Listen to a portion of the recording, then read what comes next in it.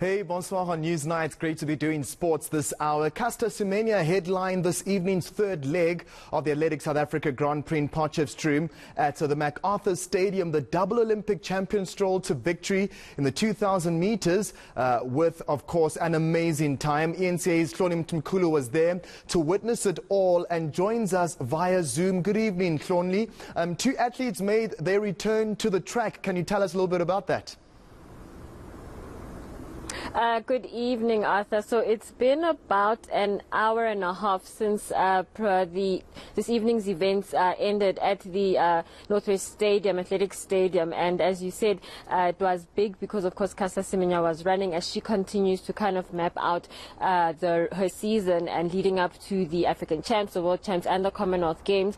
But, of course, as you mentioned in your intro, two athletes did make a return to the track today, Akani Simbine being one of them and Carina Horn being the second one. But just to talk about Akani for a little bit, we had spoken to his coach earlier this year about January, just asking the coach when is Akani planning to come back, and he did say that it would happen around March. So this does make sense that now in April actually that he does come back. And we spoke to Akani, he said that he is a little bit rusty. He didn't win his race, so he was running in the 200 meters, and we know that he's more a 100-meter specialist than a 200 meters, right? So he ran the 200 and he was he didn't finish first. I think a lot of people might have expected him to do that, but he finished 7th.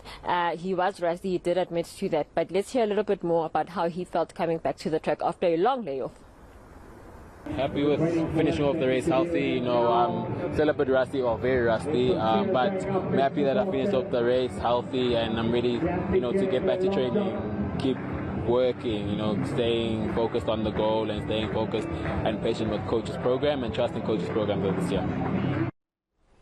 Well, Hloni, I'm very surprised that he ran the 200 meters, especially as you said, he's known for the 100-meter sprint. But also Carina Horn was in action. We haven't seen her in 2 years. The sprint queen, the first ever to dip, of course, 11-second flanks. What did you make of her performance? Very close one, winning it in 11.54 seconds. Yeah, I mean, Arthur, you've spoken to her just in terms of her making her comeback after serving that doping ban, right? And she did say that it was very emotional to be back on the track. She feels like she's she's getting back to the form that she would want.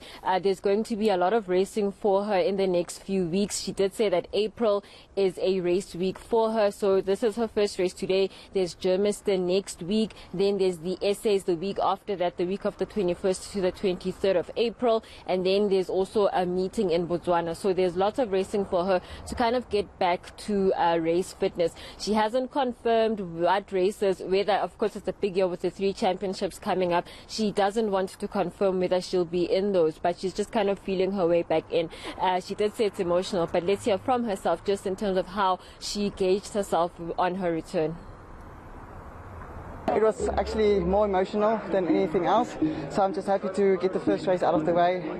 Training is going well. I have a family in the training now as well, so everything is pretty on track. Wow, she's now coached by Akani Simbine's coach, Werner Princely. I wonder what times we'll see from Carina Horn. But also at the Athletics South Africa Grand Prix was the current African record holder in the 100 meters. That bullish and strong kind of presence in the sprints was quite a sight to see. He obviously finished in 10.14 seconds ahead of Clarence Munyaya. What did you make of that sprint, Hloni? Yeah, can I tell you that, Arthur, he actually ran the 200 meters earlier in the day. So there was a pre-event program the 2 hours before that. It was kind of like the lighter program leading up to the main program, which started at 6 p.m. So he ran that and he was fine there. And when I asked him about that, he said that was a warm-up to the 100 meters, right? So he ran that 100 meters. He had Clarence Munyaya, our 200-meter record holder, next to him. And he ran that. And for the first few meters, they were were neck and neck basically, and I think, you know, you just saw his quality there, and he's one to watch.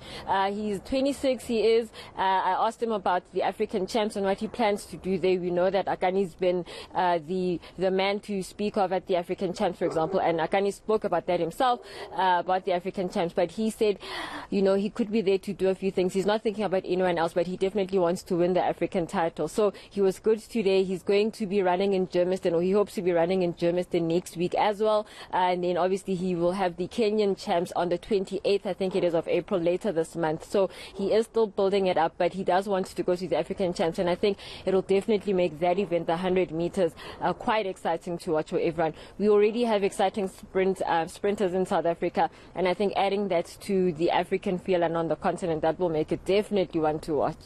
You're so right, Hloni. I'd love to see Ferdinand and, of course, Akani Simbine in Germiston next week doing what they do best. I mean, Caster Semenya was also in the 2,000-meter women's event. We almost thought that she was going to break Zolobad's record. Of course, she was pacing herself. A lot of people saying that because of her prowess, she was kind of coaching the younger athletes, but it didn't look like that when she started the race.